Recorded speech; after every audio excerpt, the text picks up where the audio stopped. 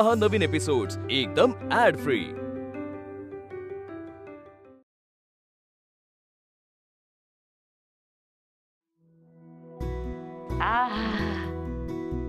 प्रसादाचा शिऱ्याचा काय घमघमाट पसरलाय। स्वयंपाकघरापासून अगदी इथपर्यंत येतोय।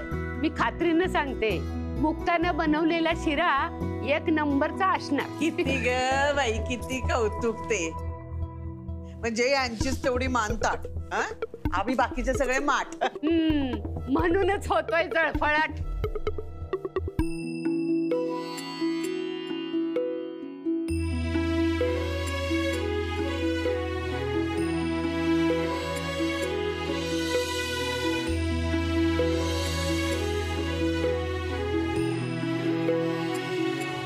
श्री गणेशाय नमः 3 वेळा पाणी प्यायचं, चौथ्यांदा सोडायचं। केशवाय नमः।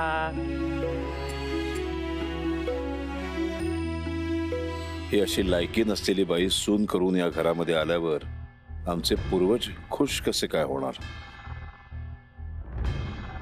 माफ करा पूर्वजांनो, माझी तडफड धडपड तुम्ही पाहिलीच असेल। मी तिला अजूनही स्वीकारलेलं नाहीये। मला तिला या घरामध्ये घ्यायला भाग पाडलं गेलंय परिस्थितीनं।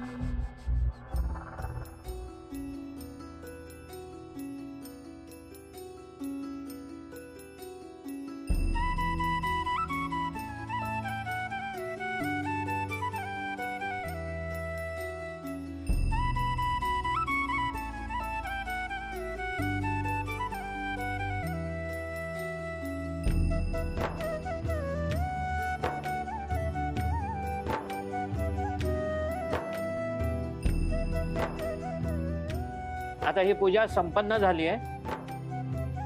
आता तुम्ही सर्व मोठ्यांचे आशीर्वाद घ्या।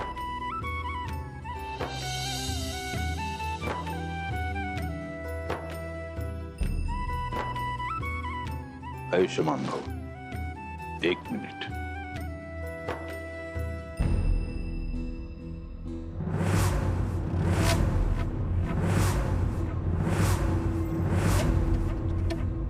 आशीर्वाद आहे माझा। नाही, मी तुमच्याकडून हे पैसे नाही घेऊ शकत। आशीर्वाद आहे। मुक्ता, अगं आशीर्वाद म्हणून देत आहेत ते। नाही पण मोठी आहे मी, हे पैसे घे अगं।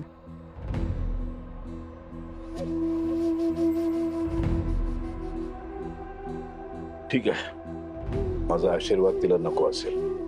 नाही द्या।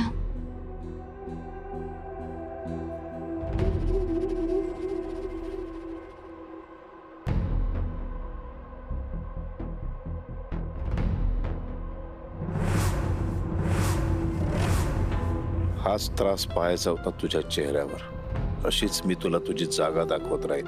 पैशाच्या ओझ्याखाली श्वास कोंडून टाकेन तुझा। मला कोणाला काहीच सांगता येत नाहीये। हे पैसे घेताना जो त्रास होतोय तो कुणाला समजणार नाही। किमान छोट्या मालकांना तरी सांगायला पाहिजे की असं पैसे घेणं नाही जमणार मला। नाहीतर अशा प्रकारे छळायची एक पण संधी सोडणार नाहीत।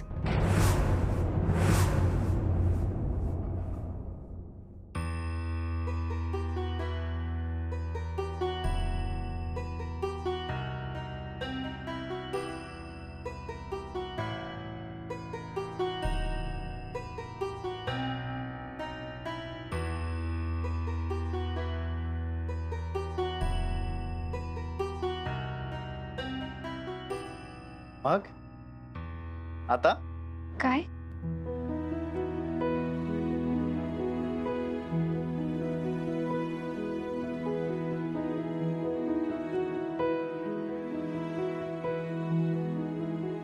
पूजा झाली।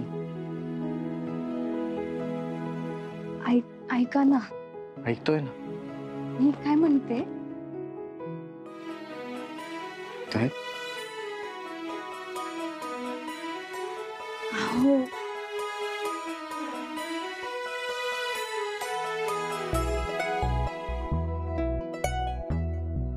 अहो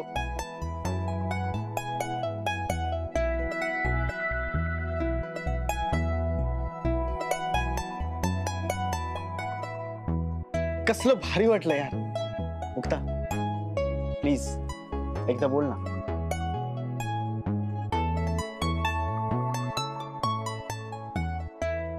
मुक्ता प्लीज यार एकदा एकदा एकदा बोल ना. हे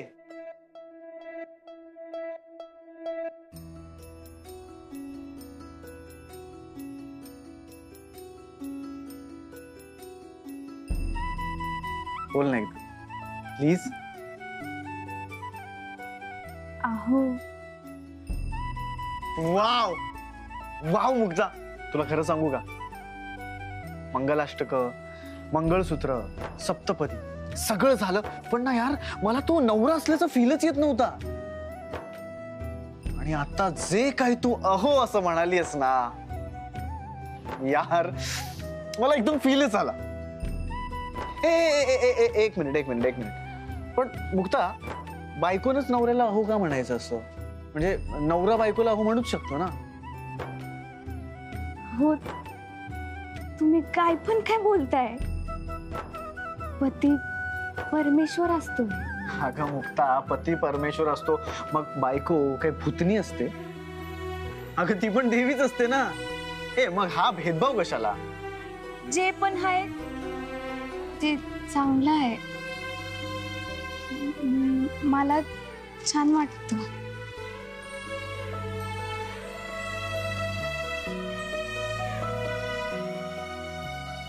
ऐका ना. ऐकतोय ना. आपण आपल्या संसाराची सुरुवात करायला पाहिजे. घराची जबाबदारी घ्यायला पाहिजे.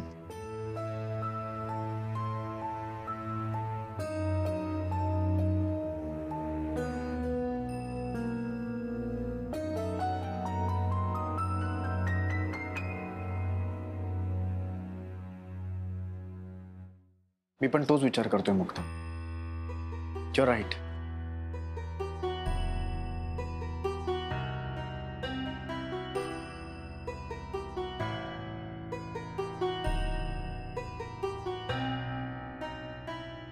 मला माझ्या पायावर उभं राहू द्या. ह्या घरात मला मान सन्मान मिळण्यासाठी तुम्हाला हे करावं लागेल.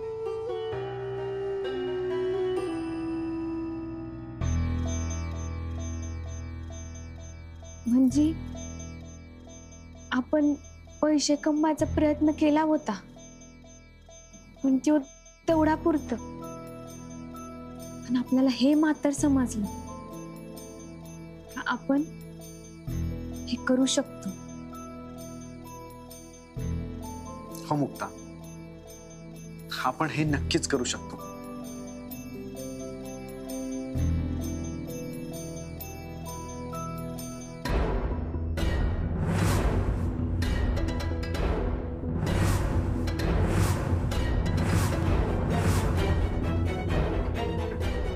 अशीच तुला तुझी लायकी दाखवून देत राहणार आहे मी. अशाच लाजिरवाण्या प्रसंगाला तुला सामोरं जावं लागेल. अपराधी भावनेनं जीव नकोसा होईल तुझा. आपण गरीब नाही, भिकारी आहोत. या लोकांसमोर उभं राहायची आपली लायकी नाही याची क्षणाक्षणाला जाणीव करून देणार आहे तुला. इतकं मानसिक छळ करीन ना, माझ्या पायावर डोकं आपटून आपटून सुखाची भीक मागायला लावेल. तुझा पुढचा प्रवास तो समजतेस तेवढा सोपा नाही आहे. दादा,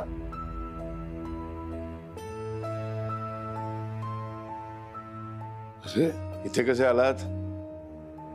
दादा जरा तुमच्याशी बोलायचं होतं म्हणून आलो. बोल ना. बाकी एक मिनिट. मुक्ता, तू शिरा जो काही केला होतास ना, अप्रतिम. खरंच सांगतो, इतका अप्रतिम होता, ती चव जिभेवरची अजून जात नाहीये माझी. खरंच सारंग, तुझ्या बायकोच्या मस्तकावरती देवीचा हात आहे. साक्षात अन्नपूर्णा प्रसन्न आहे तिला. बरं, सॉरी, तू काहीतरी सांगत होतास, बोल. दादा थँक्यू, तुम्ही माझी आवड स्वीकारली. आणि फक्त स्वीकारली नाही तर तिच्यावर खूप जीव लावते. दादा, तुम्हाला आणखी एक रिक्वेस्ट करायची होती. बोल. म्हणजे आम्ही दोघांनी असं ठरवलंय की आता ह्या घराची जेवढी जास्त जबाबदारी आम्हाला घेता येईल ना, तेवढी आम्हाला घ्यायची.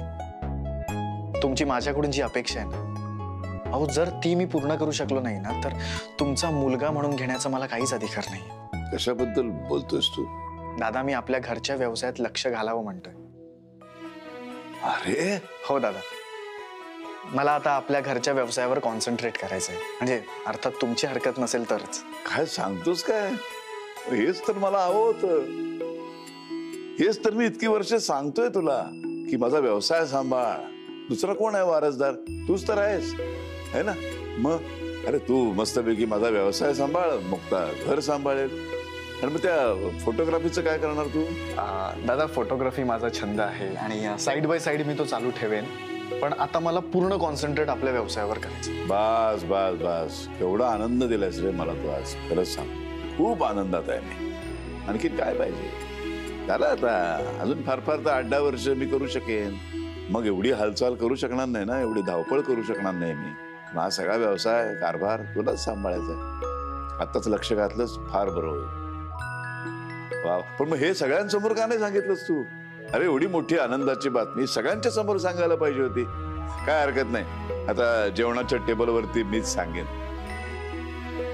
हो दादा, मुक्ता तिच्या परीने घराकडे लक्ष देईलच.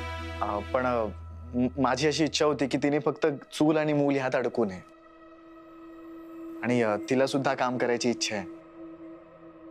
आणि मलाही असं खूप वाटतंय की तिनं तिच्या पायावर उभं राहावं. आणि दादा मी तिला लिहायला वाचायला आणि हिशोब करायला शिकवणार. तिला शिकायची खूप इच्छा होती पण परिस्थितीमुळे तिला ते जमलं नाही. पण दादा आता मी तिला ते सगळं शिकवणार आहे. मुक्ता तुला जे वाटेल ना ते कर. हे बघ माझा तुला सपोर्ट होताच, पण आता दादांचा सुद्धा तुला पाठिंबा आहे.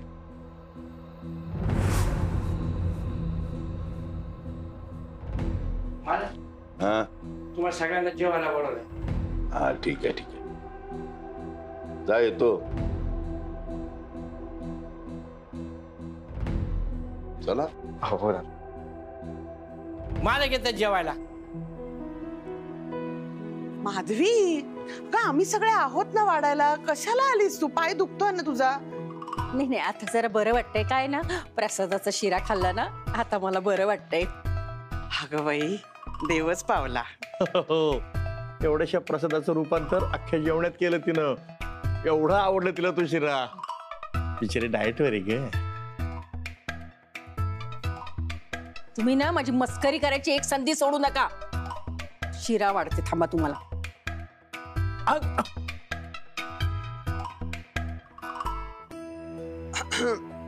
अगं बाई, वहिनी सगळ्या बायका इथे आलेत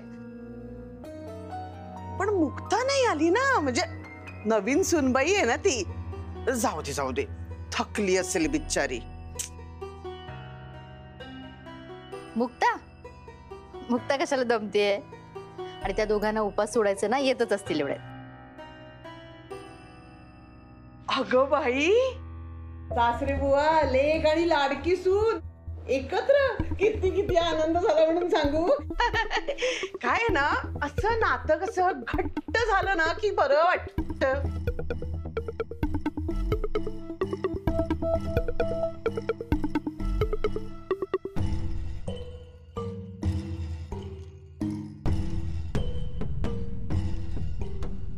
आई, एक अतिशय आनंदाची बातमी सांगायची आहे.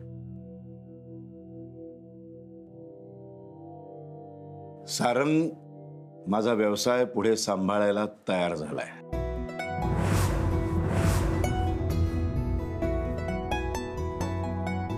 काय सांगतोयस?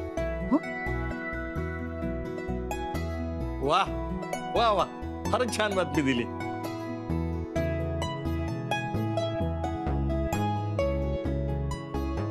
उद्यापासूनच तो माझ्याबरोबर काम करायला सुरुवात करेल. हो का? बाबा,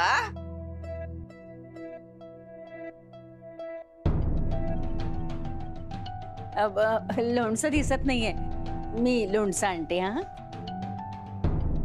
माझी पाय. ऐक,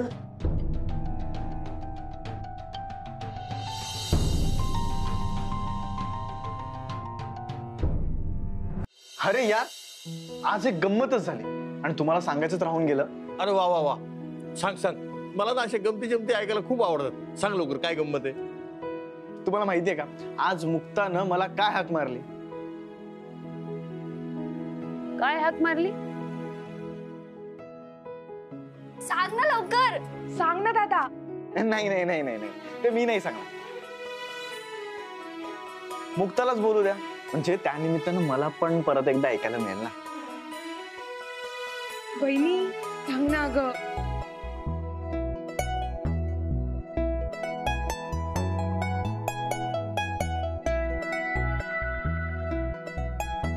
अहो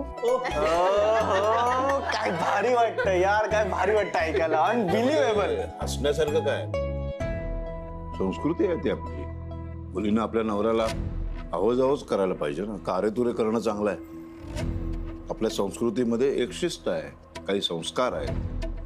हसण्यासारखं काही नाही, कौतुक करायला पाहिजे. तुम्ही हसता काय वेड्यासारखे? ए रावसाहेबा, अरे नवीन लगीन झालंय, नवीन संसार थाटलाय. अहो ऐकलत का?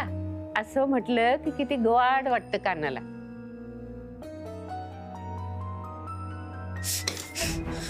झालं आता राव दादा, सगळा बिझनेस त्या सारंगच्या हातात देऊन मोकळे होणार.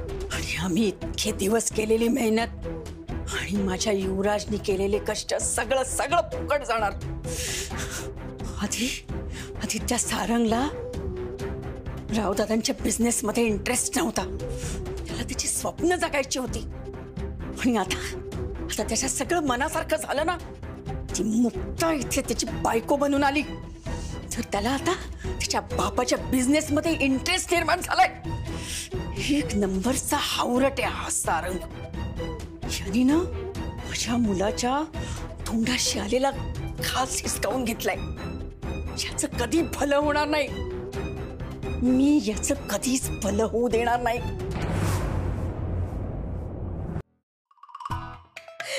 म्हणजे मी काय म्हणते दादा, आपल्या सगळ्यांचं जेवण झालं ना की आपण सगळे मिळून ना मस्त गिफ्ट बघूयात ना तुझे. जेवणानंतर लगेच?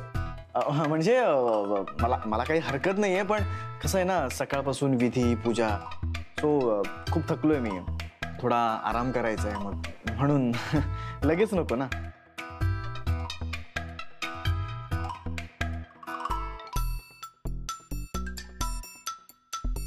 अच्छा, नाही म्हणजे तुला फक्त आराम करायचा आहे का कुणासोबत जाऊन आराम करायचा आहे? कळतं बरं का आम्हाला. भाऊ काका, तसं काही नाहीये. अरे भाऊ, काय बोलतोयस तू? हे कुठले शब्द वापरतोयस? अरे आजूबाजूला कोण आहे, कोणासमोर काय बोलावं, थोडं तरी भान ठेव. काय मी थोडीशी मोकळीक दिली तर तुम्ही सगळेजण उधळायलाच लागले. ही सगळी मोकळीक मी तुम्हाला लग्नापर्यंत दिलेली होती. तुम्ही विसरला असाल, मला आठवते लग्नाच्या आधी मी सांगितलं होतं, या घराची एक शिस्त आहे, या घराला काही नियम आहेत, फक्त लग्न होईपर्यंत मी थोडेसे शिथिल करतो. लग्न झाल्यानंतर घराची शिस्त, घरातले नियम सगळे पुन्हा त्याच पद्धतीने अंमलात आणायचे आहेत. त्यामुळे आजपासून घरातली जी शिस्त आहे, घरातले जे नियम आहेत, त्याची अंमलबजावणी करावीच लागेल. ते सगळ्यांच्याच हिताचं आहे.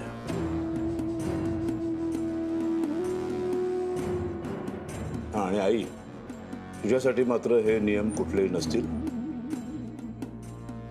तुला त्या खोलीमध्ये बंदिस्त राहण्याची काही गरज नाही. तू संपूर्ण घरभर तुझ्या मनासारखं कुठे फिरू शकतेस. या टेबलवर आमच्या सोबत येऊन जेवायला बसू शकतेस. रादर तू बस. तुझ्यासाठी हे नियम नाही आहेत. मला वाटत नाही याला कोणाचा विरोध असेल. आपल्या घराची जी शिस्त आहे की पुरुषांनी सगळी बाहेरची कामं करायची आणि संपूर्ण घर हे स्त्रियांच्या ताब्यात असेल. घरातली सगळी कामं, संपूर्ण घर हे घरातल्या बायकांनी सांभाळायचं.